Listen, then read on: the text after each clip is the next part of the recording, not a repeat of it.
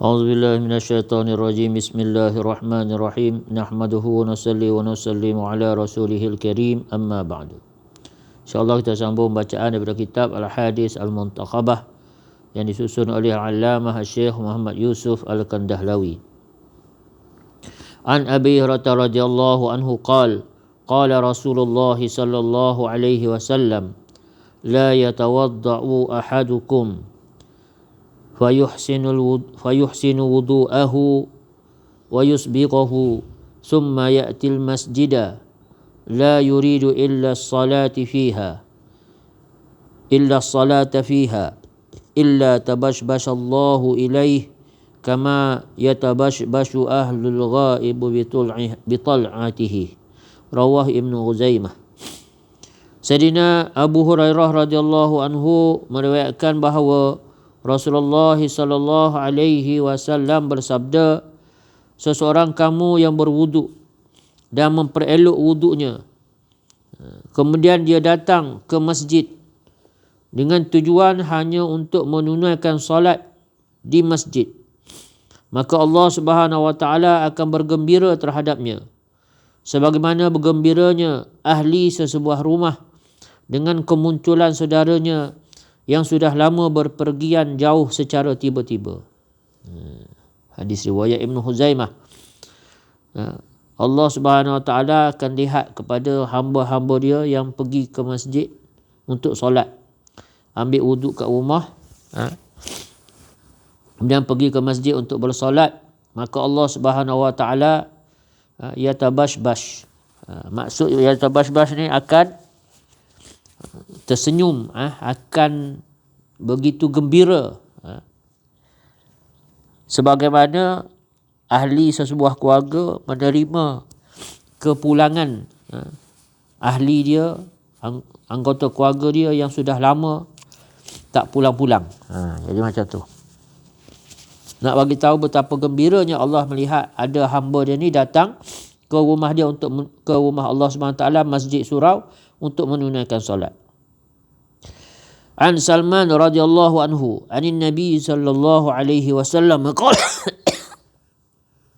man tawadda'a fi baitihi fa ahsana al-wudu'a thumma atal masjida fa huwa zairullah wa haqqun 'ala al-mazur an yukrima az-zair.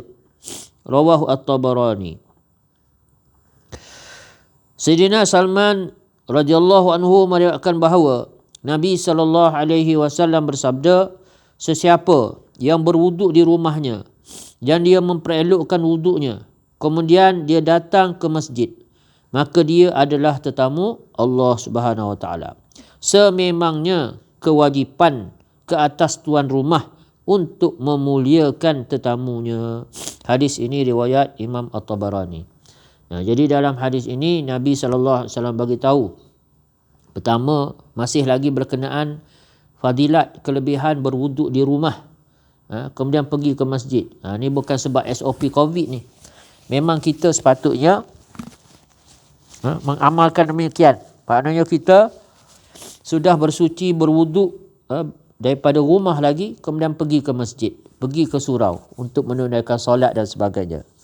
Jadi ini semua adalah amalan yang sepatutnya kita amalkan sepanjang hidup kita, tak kira lah COVID ke tak COVID ke. Jadi yang ambil air semayang di masjid ni hanya kerana keadaan tertentu, terbatal wuduk semasa menuju ke masjid, atau kita iktikaf duduk di masjid, jadi kita nak berbahari wuduk dan sebagainya. InsyaAllah. Dan satu lagi yang kita dapat lihat di sini ialah bagaimana kelebihan orang yang pergi masjid ni, Allah Subhanahu wa taala begitu gembira. Dan dalam hadis yang kedua tadi, Nabi SAW memberi penekanan, kalau kita manusia ni pun memuliakan orang yang datang rumah kita, kita layan dia, maka Allah Ta'ala pun macam tu, kerana orang yang pergi masjid ini adalah tetamu Allah Subhanahu wa taala. Semoga Allah Ta'ala bagi taufik untuk kita faham perkara ni. Kita doa sungguh-sungguhlah supaya kita dapat pergi surau masjid tiap-tiap hari, setiap waktu. Semoga kita ni termasuk dalam kalangan orang yang Allah Ta'ala gembira melihat kita datang ke rumah dia, ke masjid surau, insya-Allah. Apa yang kita dengar kita dapat faham, amal dan kita dapat sampaikan. Auzubillahi minasyaitonirrajim. Bismillahirrahmanirrahim. Alhamdulillahirabbil alamin. Allahumma salli ala sayidina Muhammad wa ala alihi wa sahbihi ajmain. Allahumma ighfir lana dhunubana wa liwalidina warhamhum kama rabbawna shighara. Ya awwalal awwalin, ya akhiral akhirin, ya rahimal masakin, ya arhamar rahimin. Ya Allah, ya Tuhan kami, ampunlah segala dosa-dosa kami, ya Allah. Wahai Allah, ampunlah segala dosa-dosa kami, dosa yang zahir maupun yang batin, yang besar atau yang kecil, yang sengaja atau tak sengaja, yang kami tahu atau yang kami tak tahu, ya Allah. Wahai Allah, ya Tuhan kami, dengan kasih sayang-Mu, ya Allah, berilah kami taufik yang sempurna untuk kami dapat jaga solat-solat fardu kami, dan kami dapat jaga juga solat-solat sunat kami, ya Allah. Wahai Allah, kami nak pergi rumah Engkau, ya Allah, pergi masjid, surau, ya Allah, untuk kami mendapatkan segala kelebihan telah Engkau janjikan. Wahai Allah, Kau pulihkanlah kembali keadaan ini seperti sedia kala, ya Allah, sehingga kami dapat sama-sama beramai-ramai memakmurkan rumah-Mu sebagaimana yang telah diwariskan oleh Rasulullah SAW dan para sahabat baginda. Wahai Allah, ya Tuhan kami, jangan Kau halang dan nafikan kami daripada datang ke rumah-Mu, ya Allah. Bukalah pintu-pintu rumah-Mu untuk kami, ya Allah. Wahai Allah, kesialah kami umat akhir zaman, ya Allah. Inilah saja yang kami ada.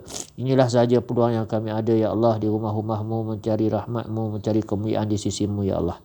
Rabbana la tuzigh qulubana ba'da idh hadaitana wa hab lana min ladunka rahmah innaka antal wahhab. Rabbana atina fid dunya hasanah fil akhirati hasanatan wa qina adzaban nar. Sallallahu ala sayidina Muhammad wa ala alihi wa sahbihi wa sallam.